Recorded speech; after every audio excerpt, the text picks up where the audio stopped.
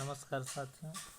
आज हम शिक्षण और अधिगम के अंतर्गत इकाई 2 अधिगम के उपागम के बारे में पढ़ेंगे। ठीक है। सबसे पहले हमको समझना यह जरूरी है कि उपागम का मतलब क्या होता है। ठीक है। तो उपागम का मतलब कोई भी विधि होता है, अर्थात हम अधिगम करने के लिए कौन कौन से सिद्धांत और कौन कौन से विधि का हम उपयोग करते हैं। ठीक। तो सबसे पहले हम लोग पढ़ेंगे सीखने के सिद्धांत। ठीक है। कौन कौन से सिद्धांत हैं उसको हम लोग पढ़ेंगे। तो पहला सिद्धांत है संज्ञानात्मक सिद्धांत। ठीक है। तो संज्ञानात्मक सिद्धांत का आशय है मानसिक अनुक्रिया। संज्ञानात्मक जहाँ भी शब्द आए मतलब समझ जाना वो किससे रिलेटेड है, मानसिक प्रक्रिया से रिलेटेड है ना। तो मानसिक प्रक्रिया से संबंधित कोई भी क्रिया किया जाए या कोई भी एक्टिविटीज़ किया जाए जो मानसिक प्रक्रिया से संबंधित हो, मानसिकता से रिलेटेड हो, तब उसको हम बोलेंगे संज्ञानात्मक सिद्धांत। ठीक है। इसको जीन पियाजे ने विस्तार रूप से बताया है और प्लेटो ने भी इस संबंध में कुछ महत्वपूर्ण सिद्धांत दिए हैं। तो ये याद रखना, संज्ञानात्मक सिद्धांत जो कि मानसिक प्रक्रिया से संबंधित है, इसको जीन पियाजे और प्लेटो ने बताया है। ठीक है। दूसरा है व्यवहारवाद सिद्धांत। व्यवहारवाद सिद्धांत। ठीक है। तो व्यवहारवाद सिद्धांत किसने दिया? तो व्यवहारवाद सिद्धांत दिया, व्यवहारवाद मतलब होता है पर्यावरण के साथ संबंध। हमारे जो आसपास जो भी पर्यावरण है उसके साथ जो संबंध है वो व्यवहारवाद सिद्धांत कहलाएगा, है ना। उसके बाद तीसरा है रचनात्मकता सिद्धांत। ठीक है। तो रचनात्मकता सिद्धांत किसने दिया? तो सबसे पहले रचनात्मकता मतलब ये होता है कि पूर्व का जो अनुभव है, ठीक है, पूर्व के अनुभव के अनुसार से अपने शिक्षा में कोई रचनात्मक कार्य करना, है ना। पूर्व के जो भी अनुभव है उसके हिसाब से कोई रचनात्मक कार्य करना रचनात्मकता सिद्धांत कहलाता है। ठीक। ये सिद्धांत। चौथा है अनुभवात्मक सिद्धांत। ठीक है। अनुभवात्मक सिद्धांत का मतलब होता है करके सीखना। कोई भी चीज़ हम अगर करके सीखेंगे तो उसको अनुभवात्मक सिद्धांत के अंतर्गत रखेंगे। ठीक है। इसके बारे में कोल्बे ने विस्तार रूप से बताया है। ठीक है। तो कोल्बे का जो सिद्धांत है वो अनुभवात्मक सिद्धांत से संबंधित है। पांचवा है मानवतावाद का सिद्धांत। ठीक है। मानवतावाद का सिद्धांत। तो सीखने के इस सिद्धांत में स्वयं का पहले लक्ष्य बनाना है ना, और उसका मूल्यांकन करना है। मूल्यांकन करने के बाद उस पर क्या करना है, विश्वास करना है ना, तब वो कहलाएगा मानवतावाद का सिद्धांत। तो इस प्रकार अगर हम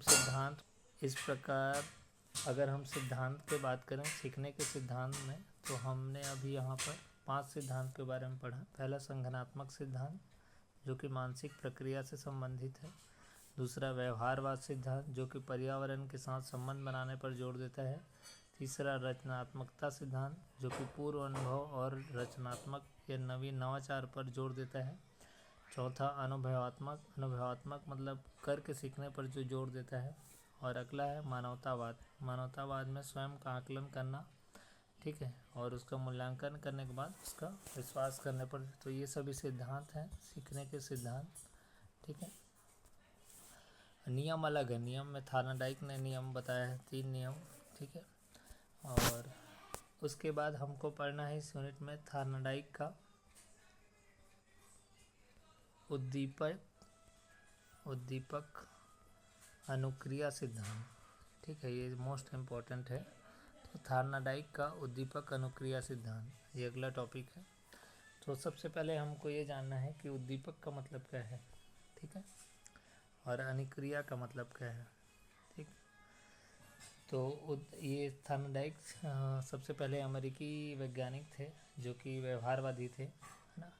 इन्होंने उद्दीपक और अनुक्रिया इससे संबंधित एक प्रयोग किया जिसमें बिल्ली को पिंजरा के अंदर रखा, है ना। और उसके सामने एक मछली रखा और बिल्ली को बहुत दिन तक उसने क्या रखा, भूखी रखा, ठीक है। और ये इस पिंजरे में एक लीवर भी उन्होंने रखा।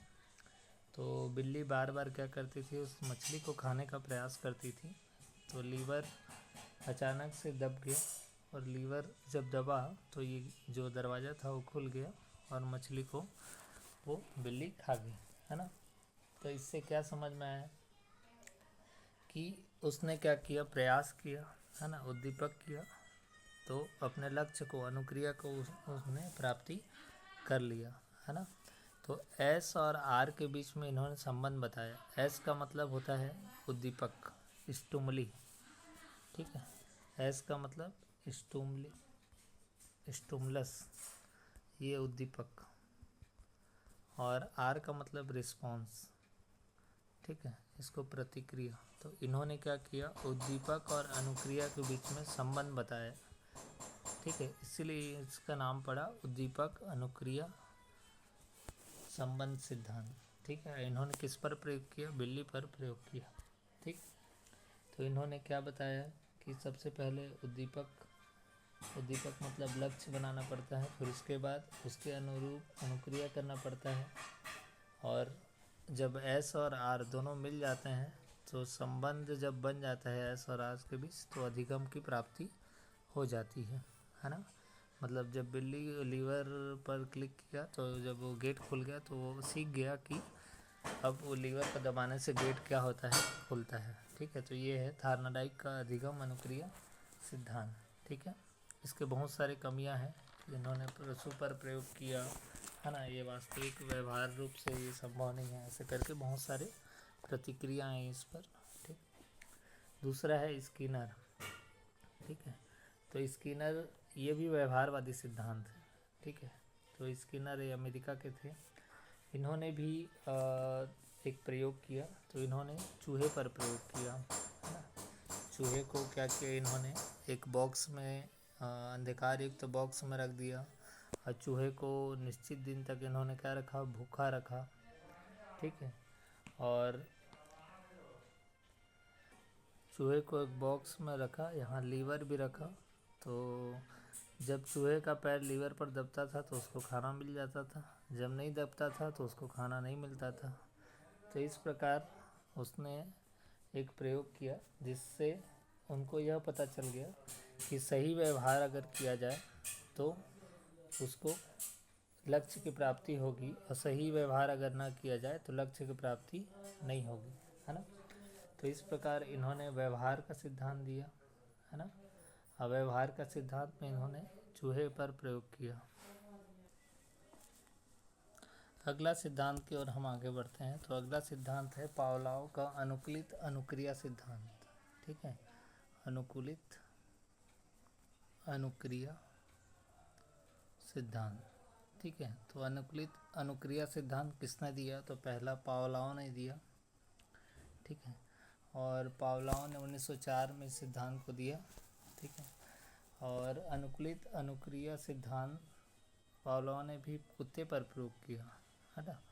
तो कुत्ते पर प्रयोग उन्होंने कैसे किया, सबसे पहले खाना लाया।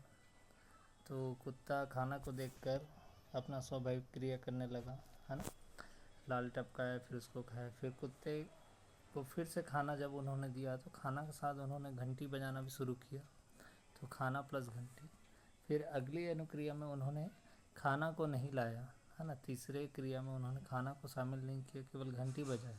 तो कुत्ते को ये लगा कि घंटी बजाने पर अब क्या आएगा, खाना आएगा, घंटी बज रहा है मतलब खाना आएगा। मतलब किसी स्वाभाविक क्रिया होने से अस्वाभाविक क्रिया के द्वारा भी अगर स्वाभाविक क्रिया का एहसास हो तब उसको अनुकूलित अनुक्रिया सिद्धांत कहते हैं, है ना।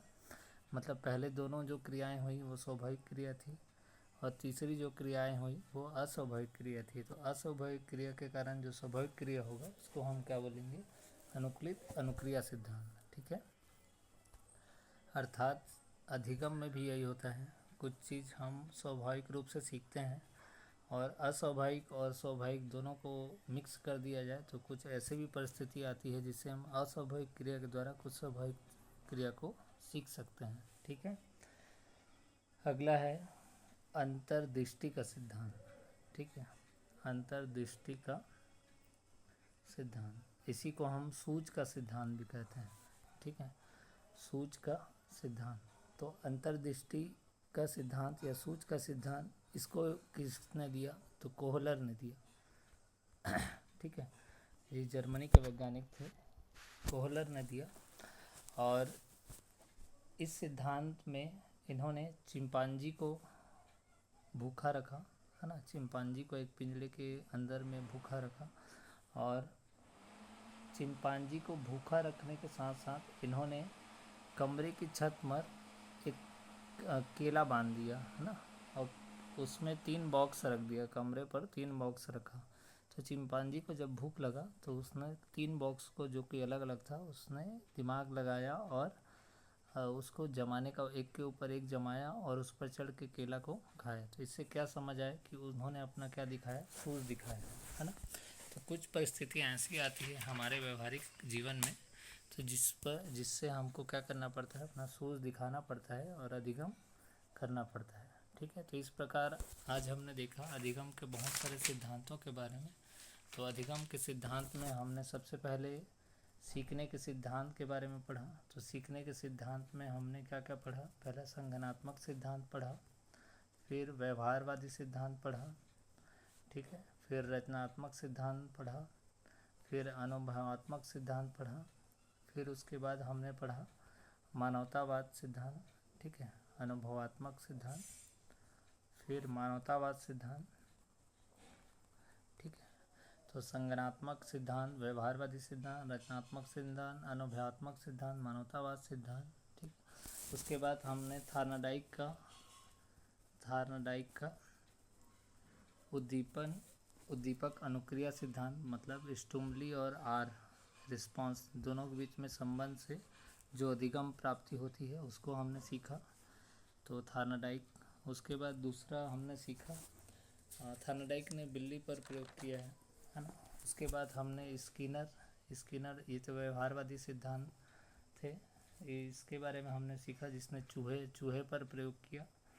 ठीक है, और चूहे को एक निश्चित दिन तक भूखा रखा, फिर ये लीवर पर जब पैर दबता था तो वो खुल जाता था, खाना मिल जाता था। तो इस प्रकार उसके व्यवहार में परिवर्तन आने लगा, जिससे वो सीख गया कि लीवर के दबने पर उसको खाना मिलता है। इस प्रकार स्किनर के सिद्धांत से हमने सीखा।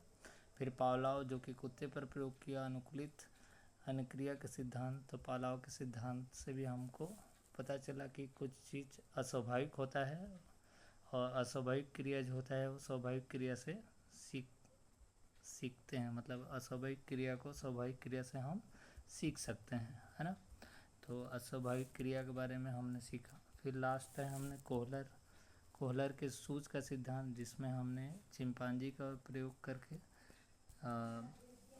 कोहलर जी ने बताया कि सूझ अगर अपनाया जाए तो अधिगम की प्राप्ति हो सकती है। तो इस प्रकार हमने इस चैप्टर 2 में अधिगम के विभिन्न विधि और सिद्धांतों के बारे में पढ़ा।